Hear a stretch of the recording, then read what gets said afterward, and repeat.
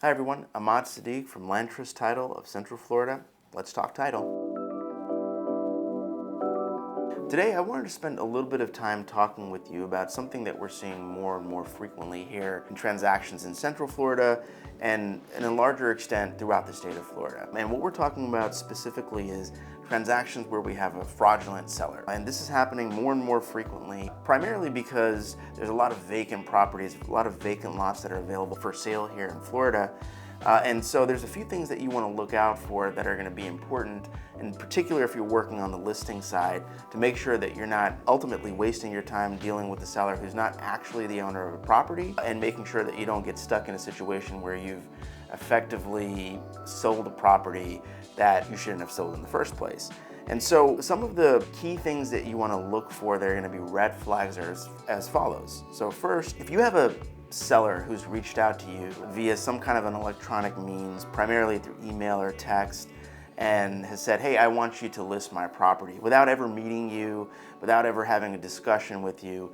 that's going to be a major red flag. I mean, generally speaking, when someone is trying to sell a property, they want to at least meet the real estate agent that they're going to work with to make sure that they are aligned on their goals and they understand what they're trying to do. So if you have someone reaching out to you who is reaching out via electronic means and is telling you that they need to sell the property very urgently, that's going to be a red flag. It doesn't necessarily mean that it's not true, but it is going to be a red flag, something just to make sure that you're aware of, so that if that happens, the red flag gets raised and you're a little bit more careful with how you proceed. The second aspect is that the person, when they do reach out to you, is going to say something along the lines of, listen, I'm in another country and I need to sell this property as quickly as possible, creating a sense of urgency that's going to lead people to not pay attention to major red flags, and could ultimately make people not pay attention to key details that are going to be missed if they're rushing through a transaction. Then the third thing that you want to look for is,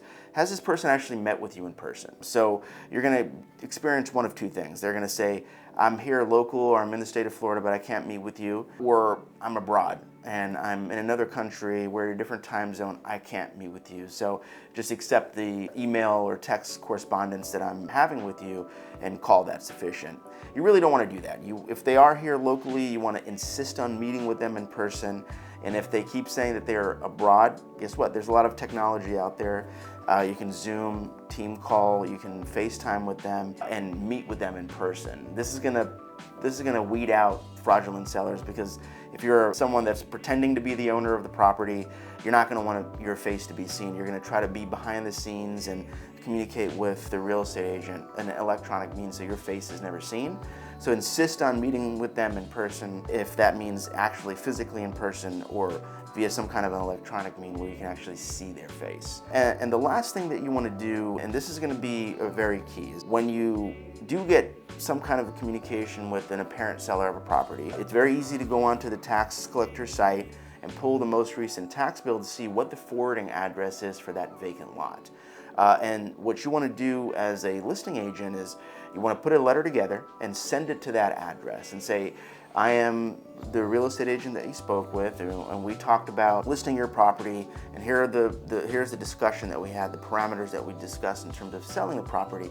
and send that physical letter to that forwarding address that's on the tax bill. If it is the seller, if it is a person that you've talked to, they're going to call you and say, hey, I got your letter and I just want to confirm the conversation that we had. However, if the letter gets to the actual owner of the property and that person is not the person that you've been corresponding with via email or text message, they're going to call you, or they're going to have their representative call you, whether that's their actual real estate agent or their attorney, and say, the seller of this property has not had any correspondence with you as a real estate agent to list their property, and that's going to help weed out even more of the fraudulent transactions that you deal with. As a listing agent, as a real estate agent, you don't want to get stuck in a situation where you've expended your time talking to someone that's not actually the seller of the property, and then getting under contract only to find out the title company's done their due diligence and they found out that you've been communicating with someone that actually isn't the seller of the property. It's going to help you in terms of utilizing your time effectively, and it's going to help you in terms of not putting yourself in a situation where you've helped sell a property that doesn't actually belong to the person that you believe is the seller of the property. So if you follow these few steps, you can use your time more effectively and weed out fraudulent sellers. So stay smart, stay safe, and see you next time.